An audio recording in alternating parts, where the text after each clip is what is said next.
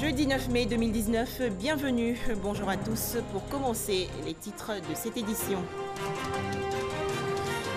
Une ordonnance pour réglementer la concurrence en Côte d'Ivoire. Il s'agit pour le gouvernement de préserver le pouvoir d'achat des populations. C'est l'une des mesures prises hier lors du traditionnel Conseil des ministres, réunion présidée par le chef de l'État Alassane Ouattara. La Côte d'Ivoire qui s'active dans la lutte contre le paludisme. Plus de 15 millions de moustiquaires imprégnés ont été distribués gratuitement aux populations de 2017 à 2018. Dans ce journal, les précisions du ministre de la Santé, Eugène Aka Awele. Enfin au Togo, le vote hier par les députés d'une révision constitutionnelle prévoyant la limitation du nombre de mandats présidentiels.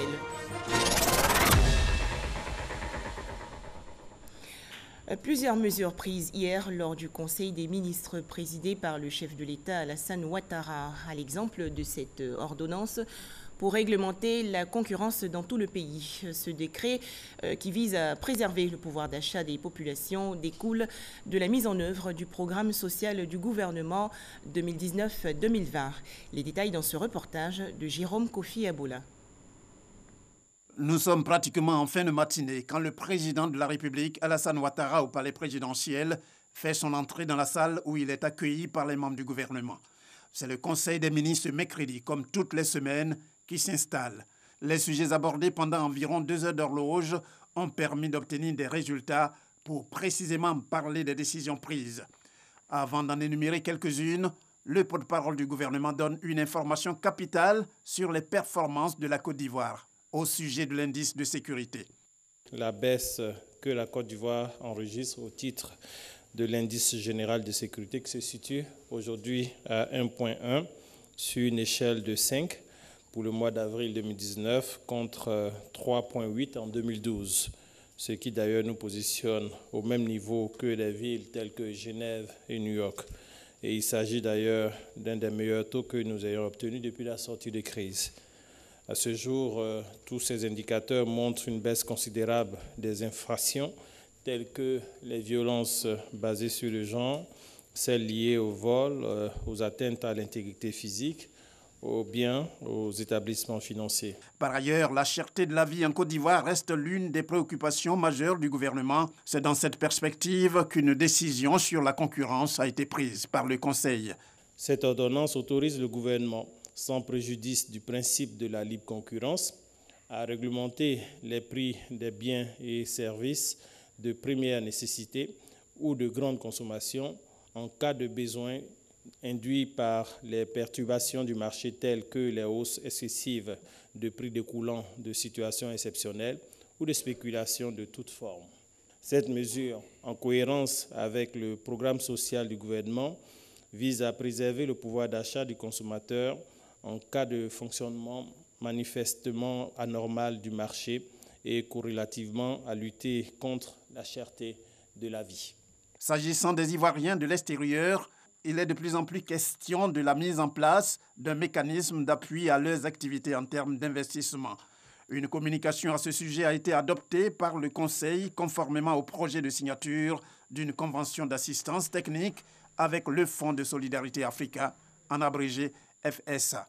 Le mécanisme objet de cette convention est destiné à stimuler et à accompagner à travers des appuis financiers et non financiers les projets de création d'entreprises des Ivoiriens de l'extérieur désirés d'investir dans leur pays.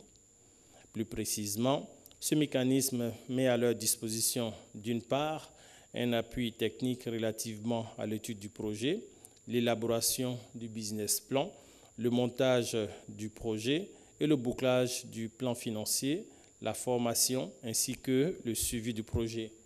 D'autre part, il leur offre un appui financier sous forme d'un prêt concessionnel portant sur l'investissement ou le besoin en fonds de roulement. Le Conseil, avant de refermer ses portes, a aussi adopté un décret portant reconnaissance d'utilité publique de l'association dénommée Système ouest-africain d'accréditation, SOAC. Cette association vise notamment à assurer la représentation des intérêts des États membres de l'UEMOA dans des instances et organisations africaines traitant de l'accréditation. Religion. Le lundi 6 mai dernier a débuté le Ramadan 2019 en Côte d'Ivoire. Et pour soutenir les fidèles musulmans de la commune de Grand Bassam pendant ce mois sacré, le président de la République, Alassane Ouattara, leur a offert des vivres et non-vivres, notamment 50 tonnes de riz, de sucre et une enveloppe de 5 millions de francs CFA. Le point avec Abiba Dambélé Saoué.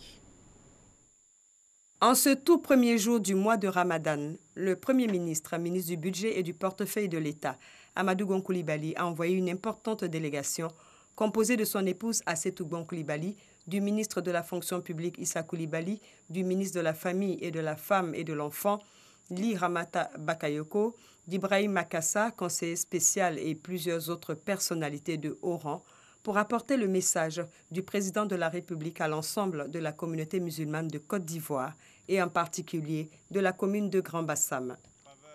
Le ministre Issa Coulibaly a porté le message de Alassane Ouattara, président de la République de Côte d'Ivoire. Ce message, c'est d'exhorter nos frères musulmans pendant ces 5 mois de Ramadan à prier toujours, comme ils l'ont fait d'ailleurs, à prier toujours pour la paix en Côte d'Ivoire, pour la cohésion nationale, pour l'unité nationale, pour le rassemblement, afin que les enfants de Côte d'Ivoire, les Ivoiriens, taisent les querelles de chapelle pour s'atteler à ce qu'il y a d'essentiel. Ce qu'il y a d'essentiel, c'est la lutte contre la pauvreté. C'est le travail acharné pour le développement, parce que le sous-développement n'est pas une fatalité. Mais tout cela n'est possible que dans un climat de paix, dans un climat de stabilité, dans un climat de cohésion nationale. Il a indiqué que par ce don du chef de l'État, composé de 1000 sacs de riz et 500 cartons de sucre, le président Alassane Ouattara veut exprimer sa solidarité non seulement à l'endroit de la communauté musulmane de Grand Bassam, mais aussi à toute la Côte d'Ivoire. La cérémonie a eu lieu à la grande mosquée de Grand Bassam en présence de 2000 personnes, dont les imams des 5 mosquées, les chefs des grandes communautés, les commerçants, les artisans et les transporteurs.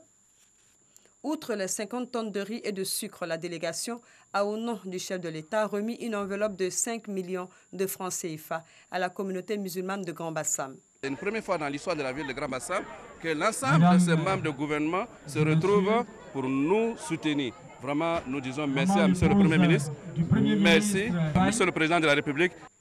Le grand imam de Grand Bassam a fait des bénédictions pour le président de la République et pour toute la Côte d'Ivoire et rassuré les fidèles musulmans sur les défis qui attendent le pays. Zéro paludisme, je m'engage, c'est le thème retenu pour la 12e journée mondiale de lutte contre le paludisme.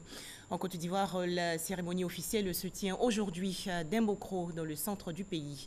L'occasion pour le ministre de la Santé et de l'Hygiène publique d'adresser un message du gouvernement ivoirien à l'endroit des populations. Selon Eugène Akaawele, le gouvernement a entrepris depuis quelques années de distribuer gratuitement des moustiquaires imprégnés dans les centres de santé publics.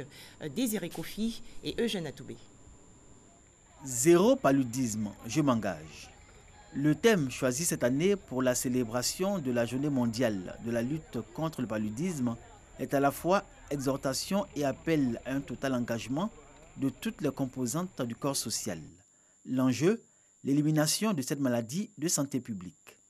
J'exhorte donc toute la population ivoirienne, non seulement à dormir chaque nuit, sous la moustiquaire imprégnée d'insecticides à longue durée d'action, mais aussi en détruisant tout lieu de production des maternités, des moustiques qui donnent le paludisme.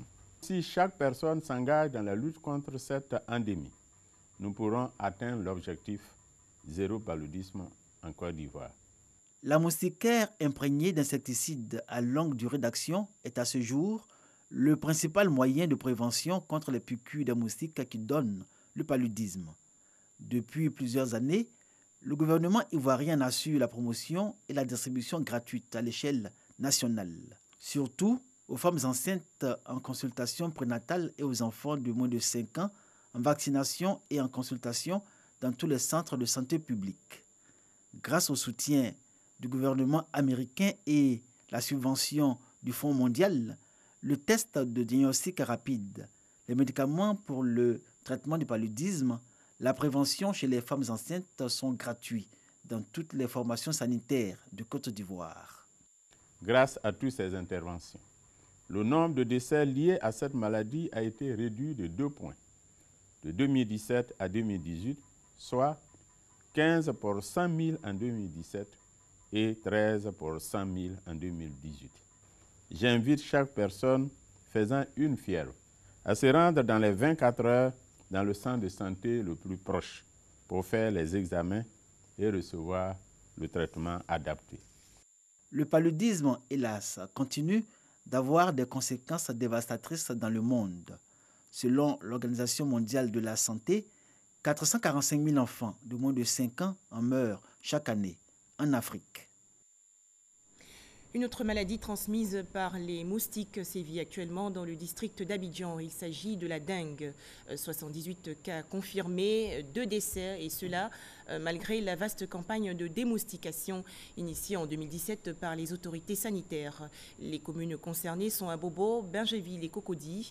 Annonce faite hier par le ministère de la Santé et de l'Hygiène publique au cours d'une conférence de presse tenue à l'Institut national de l'hygiène publique de Trècheville.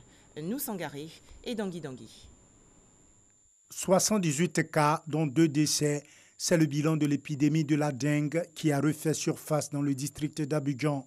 Depuis le début de l'année 2019, les communes concernées par l'épidémie sont Abobo, Cocody et Bingerville. La situation est alarmante. Le ministère de la Santé et de l'Hygiène publique monte au créneau et recommande à la population les mesures suivantes. Vider les retenues d'eau après chaque pluie. Assécher les eaux stagnantes. Éviter de garder les récipients contenant de l'eau non couverts. Se débarrasser des objets usagés qui favorisent la présence et la reproduction de moustiques.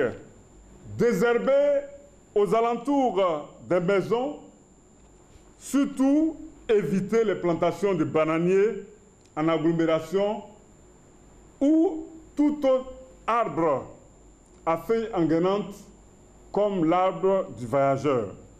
Maladie virale transmise à l'homme par la piqûre de moustiques infectés appelés moustiques tigres.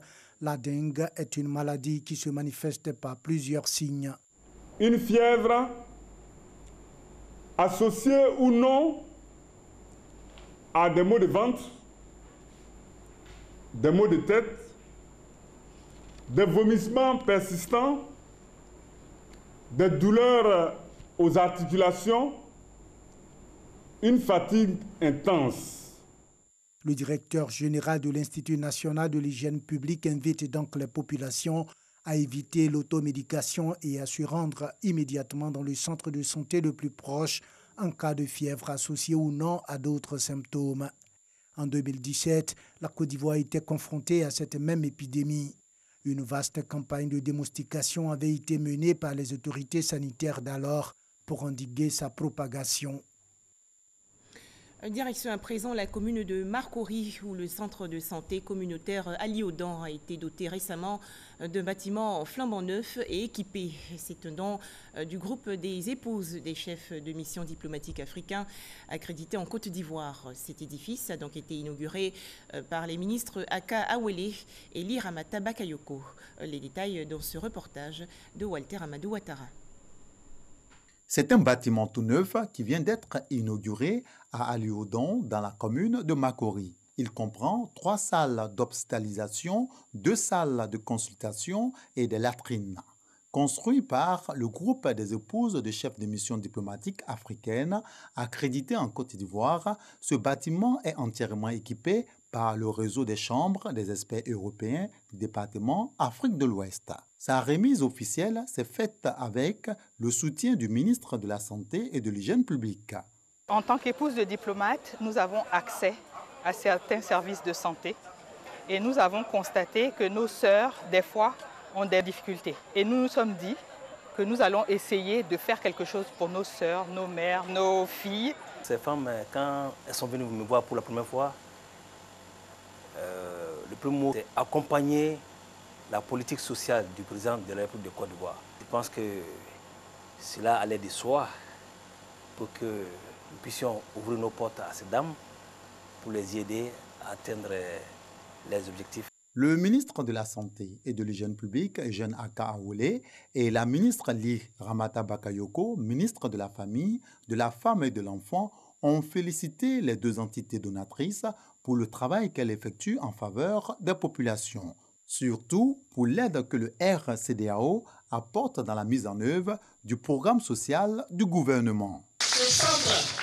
de santé va impacter positivement la vie des populations d'Aliodan, car les femmes et les enfants d'Aliodan seront en bonne santé grâce à une prise en charge médicale efficace. Les femmes pourront ainsi vaquer à leurs activités génératrices des revenus et scolariser leurs enfants. Un centre de santé réhabilité ne vaut que par la présence d'un personnel de santé accueillant. À cet égard, personnel de santé, votre responsabilité est aussi déterminante dans la fréquentation du centre que les soins que vous y administrez. Plusieurs mamans et leurs bébés ont reçu des dons de la part des épouses des chefs de mission diplomatiques, du ministre de la Santé et de l'Hygiène publique et de la ministre de la Famille, de la Femme et de l'Enfant. Autre actualité avec ces réflexions pour prévenir la menace des produits chimiques toxiques et mettre en place un plan d'action dans l'espace CEDEAO. Ces travaux ont été initiés par l'Organisation pour l'interdiction des armes chimiques.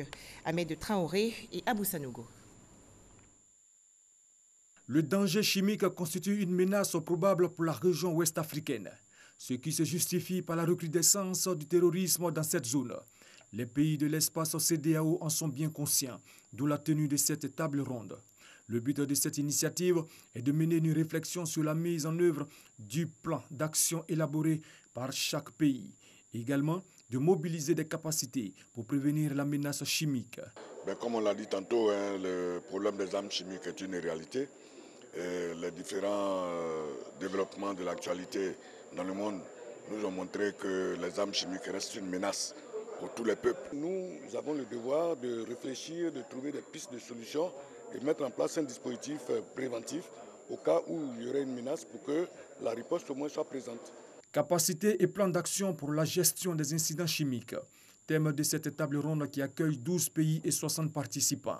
La Grande-Bretagne a contribué à financer ce projet à hauteur d'environ 750 millions de francs CFA. Une dizaine de pays africains ont participé aux assises régionales de l'Union internationale des télécommunications sur les statistiques des technologies de l'information et de la communication pour l'Afrique. Les travaux se sont achevés hier dans le district d'Abidjan. Ces pays veulent se doter d'une banque d'indicateurs pour mieux évaluer l'impact des TIC sur leur développement économique et social. Les explications de l'Anciné Bakayoko. Cette rencontre vise à renforcer les capacités des pays en matière de production des statistiques et des indicateurs nationaux sur les télécommunications et l'éthique. Sont concernés les experts chargés de collecter ou de produire de telles statistiques dans les ministères, les agences de régulation ainsi que les bureaux nationaux de statistiques. Les statistiques sont un outil indispensable d'aide à la décision et constituent indéniablement un levier très important pour un développement durable. Sans données fiables, il est impossible de suivre des progrès, notamment en termes de connectivité, et de travailler dans le sens d'un développement inclusif à l'échelle mondiale. Pour ce qui concerne la Côte d'Ivoire, le niveau de maturité numérique s'améliore d'année en année. En témoigne la hausse régulière de la valeur de son index de développement. En effet, la valeur de l'index de développement de la Côte d'Ivoire est passée de 1,80 en 2013 à 3,14 en 2017. Ces résultats ont été possibles grâce aux efforts conjugués des différents acteurs du secteur, notamment l'État de Côte d'Ivoire, les opérateurs de télécommunications, mais aussi le régulateur, la RTC. Le potentiel du numérique est énorme et l'État de Côte d'Ivoire, qui en a pleinement conscience, est résolument engagé à faire de ce secteur un véritable catalyseur de son développement économique.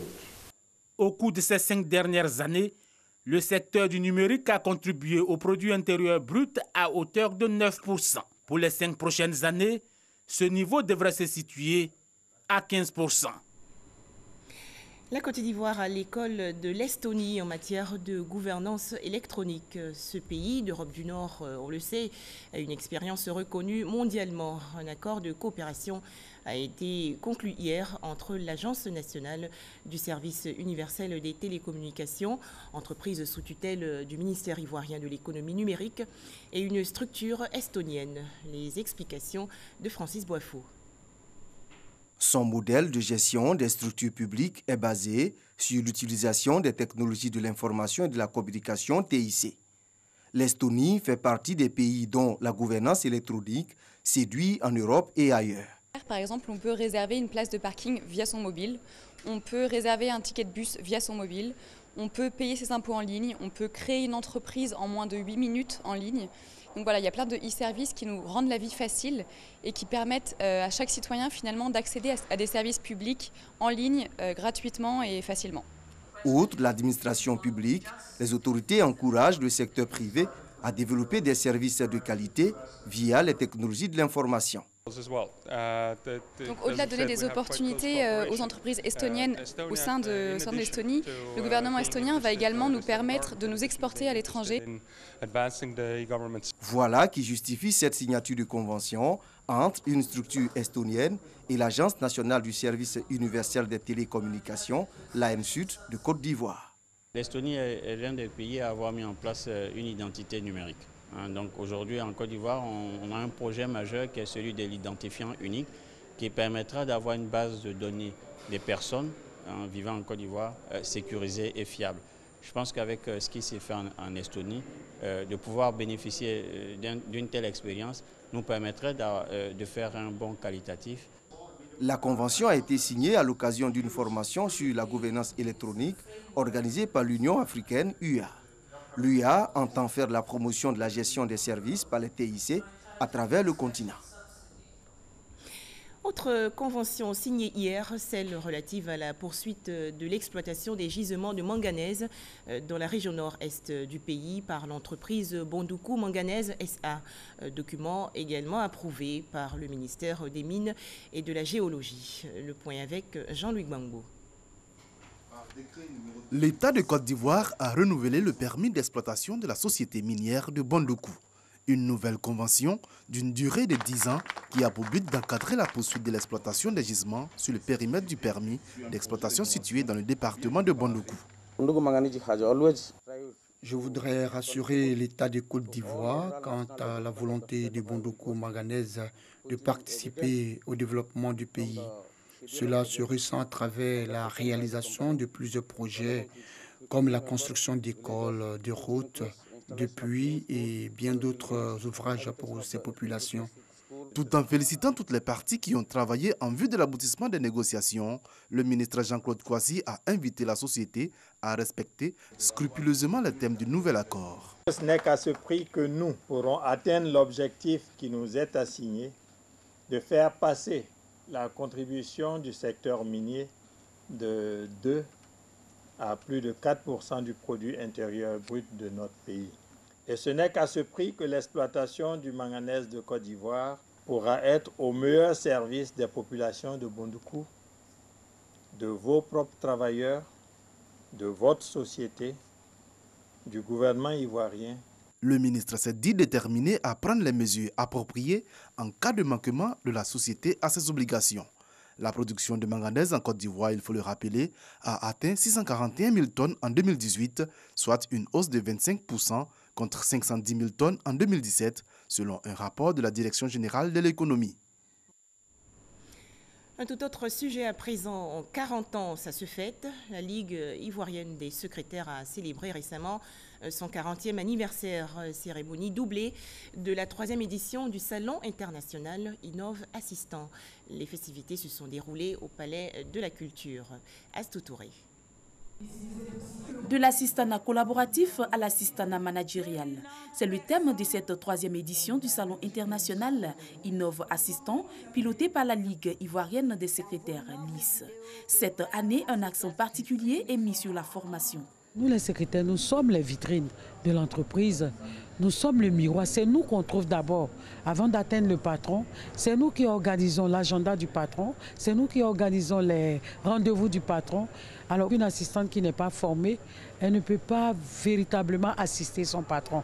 Voilà pourquoi nous insistons de plus en plus sur les formations pour avoir des assistantes qualifiées à ce travail. La Ligue ivoirienne des secrétaires veut aller plus loin.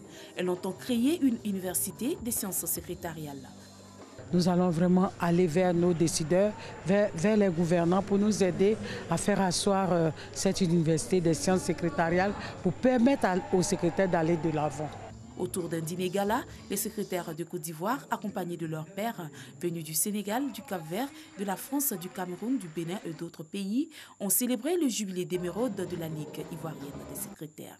Pour cela, les bureaux et les claviers ont fait place au micro et à la piste de danse.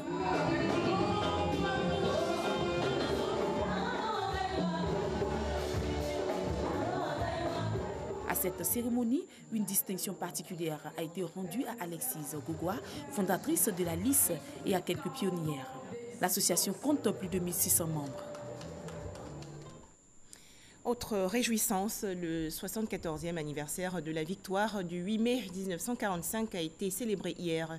Cet événement marque la capitulation de l'Allemagne nazie et la fin de la Seconde Guerre mondiale. En Côte d'Ivoire, les festivités se sont déroulées dans la commune du Plateau. Des gerbes de fleurs ont été déposées au pied du monument aux morts. Abou Sanogo. Passage en revue des troupes par le général de division Mambi Koné, représentant le ministre d'État, ministre de la Défense Ahmed Bakayoko, dépôt de gerbes de fleurs sur la tombe du soldat inconnu, recueillement au son de la sonnerie aux morts.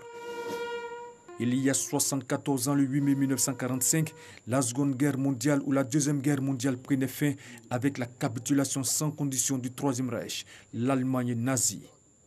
C'est l'une des guerres les plus meurtrières du monde.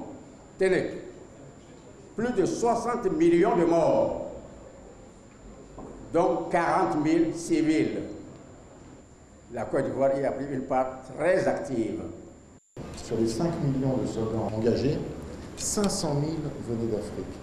Et je voudrais aujourd'hui vraiment porter témoignage de la reconnaissance éternelle de la France envers ses frères d'armes africains qui sont venus finalement pour défendre notre liberté. Occasion pour les autorités ivoiriennes de saluer la bravoure du contingent ivoirien aux côtés de la France. Merci pour le sang versé.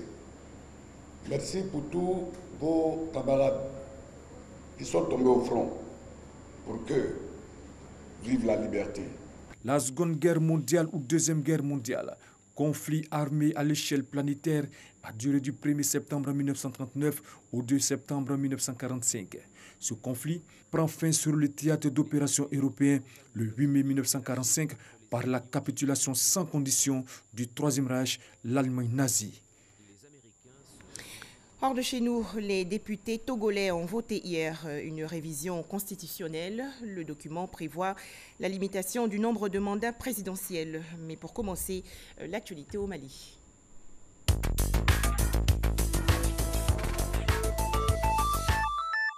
Des otages rendus libres en échange de terroristes dans le centre du Mali. Le processus de négociation entamé par le gouvernement malien et les ravisseurs avait abouti en février 2019 à la mise en liberté du préfet de Téninkou, Makan Doumbia, et du journaliste Isiaka Tamboura. En contrepartie, 18 prisonniers ont été relâchés par les autorités du pays. Au Togo, le président Faure Gnassingbé obtient la possibilité de se représenter à 2 élections présidentielles dont le scrutin évoluera à 2 tours. Ce prolongement de mandat découle de l'adoption de la réforme constitutionnelle faite par 90 députés togolais mercredi dernier.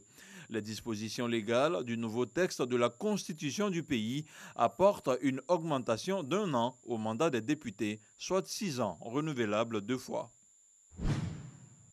La République islamique d'Iran annonce la suspension d'engagement sur l'accord conclu à Vienne en 2015, quadrillant son programme nucléaire. Le pays entend repousser la limite de ses réserves d'eau lourde et celle d'uranium enrichi. Par ailleurs, Téhéran réclame à ses partenaires la matérialisation de promesses dans les secteurs pétroliers et bancaires. Cette offensive iranienne se produit dans le cadre du rétablissement des sanctions économiques, des sanctions prises par les États-Unis. Des précisions de Abdoulaye Koné. D'autres informations sur rti.ci. Merci de nous avoir suivis.